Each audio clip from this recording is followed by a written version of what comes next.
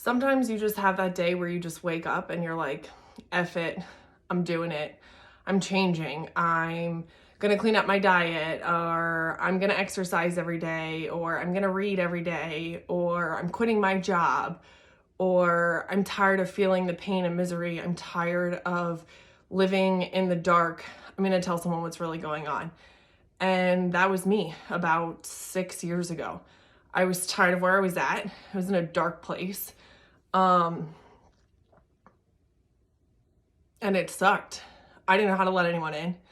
I didn't want to let anyone in. My therapist ignored me when I told her what was going on. That was my last therapy session. I left. And I never went back. And I probably never will. It left a bad taste in my mouth, and it's just how it is. But some Friday or Saturday night, I don't remember what it was. I do remember I was in an event with a friend, and we're actually getting ready for her wedding. And I got a call back that said I have an opening. And I said, I'll be there. I'm in. And I went, and I talked to someone that I didn't even know, but someone that kind of understood it and got it and didn't judge me, didn't make me feel inadequate, didn't make me feel guilty or like something was wrong with me, and just let me feel my emotions and just let me grow through myself and through talking that night. And after that, I just started to change. I just started to realize that that's not where I wanted to be. And it's taken me a long time, 6 years, and I still don't know how much I want to talk about it. But here I am, and I hope I can help some other people. I think this is the beginning to some more.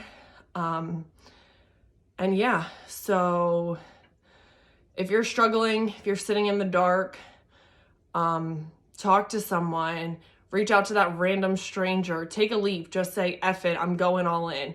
I knew if I didn't do something drastic, I probably wasn't going to stop. So that's what I did. I did something drastic. I went and got a fucking tattoo. Because that's what I needed to do. I needed to just stop it. And to me, that was the only thing that was going to help me. I didn't know how else to stop it. So I just went for it. I said, let's do it. And looking back now is probably crazy, but also probably one of the best things I did, because it started to then change how other things would transpire. Not necessarily right away, and some other things still happened, but it started that process. It started the process of me getting into AA, meeting people in there, finding sobriety for a few months, realizing that that wasn't my biggest hurdle, that I had more mentally and emotionally just let myself fall in this deep, dark place, and I thought alcohol was going to get me out of it. And really, it just made it freaking worse. It didn't help. It numbed the pain, and then I woke up the next day feeling just as shitty as I did the day before, if not worse. It didn't make any fucking difference at all, actually. It did. It made me feel worse. I woke up the next day like, wow, you're stupid. Why the hell would you do that again? And then, you know, a couple days would go by and I would do the same shit all over. And that's when I found AA. And that showed me that, like, I wasn't the only person that suffered from things like this. I wasn't the only person going through something that turned to alcohol to make it better. I grew a lot. I did a lot of vulnerable stuff that made me feel super uncomfortable, just like this video. You can probably see the red rash on my chest. I just got done cardio and I was like, fuck it, I need to just do this or I never will. And yeah, it helped me grow. It led me into a different path of how to cope with things in life, how to cope with anxiety moments, how to cope with feeling hopeless and feeling like you're alone, and not going to a bottle to help that feeling go away. Because really then you wake up the next day and that feeling's just worse. It's been a journey. I still struggle.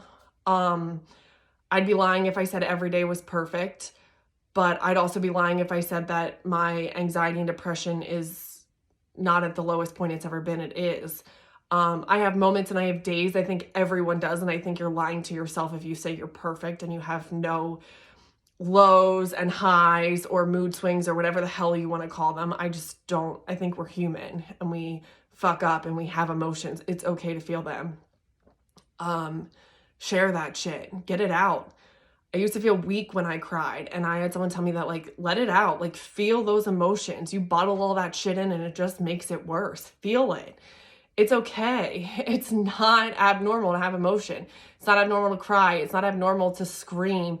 I used to drive around in the car with my music blasting just because I needed to vent and scream and just feel it. It's okay. It's healthy. It's how we grow. That's how we better ourselves. That's how we learn to cope with those things in different ways. And now if I have a day or a moment, it's normally less. It doesn't take me down for the whole day. It might take me down for a half hour, maybe an hour, maybe an evening.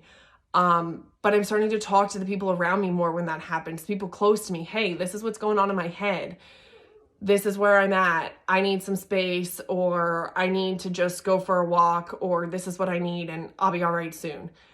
And I understand that now. And it's taken me a long time to understand that it's okay to feel those feelings, and it's okay to explain it to someone, but it's not fair to them when you block them out and put up your wall and they have no idea what's going on with you.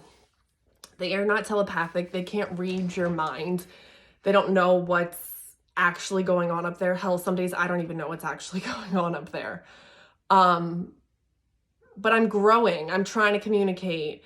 I want to help others learn how to communicate, learn how to cope with those skills. Maybe it's talking to a therapist. Maybe it's going to meet some random tattoo artist at the shop because you need to get a tattoo and that's your therapy that night. And that's okay too.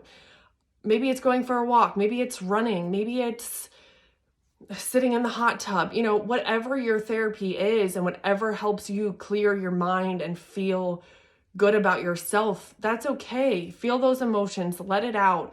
Use your coping mechanisms.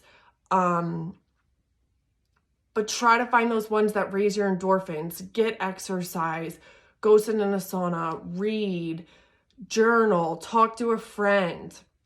There's so many other ways to cope with these things over alcohol or self-harm or falling in that hole. And it's going to take you a while, and it's going to be a process, and it's going to bring up some shitty things from the past that you probably don't want to talk about. You try to bury that shit down. But sometimes it helps to get that shit off your chest. Just let it out. And then you're like, wow, that, like, you feel good. You feel lighter. Like, maybe I should have talked about that 5 years ago. And that's part of the journey. Everyone's journey is different. All I can say is start talking, start sharing your story. This is the start of mine. I think I've rambled a lot, but I just was on the treadmill. I was listening to Jonah Hill's documentary with his therapist, and I just felt like this was it. I need to open up more. I need to start sharing my story. I want to help other people and girls and men that were in similar situations that I was in and suffered or are still suffering from anxiety and depression. And I want to let them know there are other ways and there are things you can do, and people out there that love and care about you and are here to help you. So don't ever feel like you're alone. I'll get into it a little bit more as time goes on. And yeah, thanks for listening.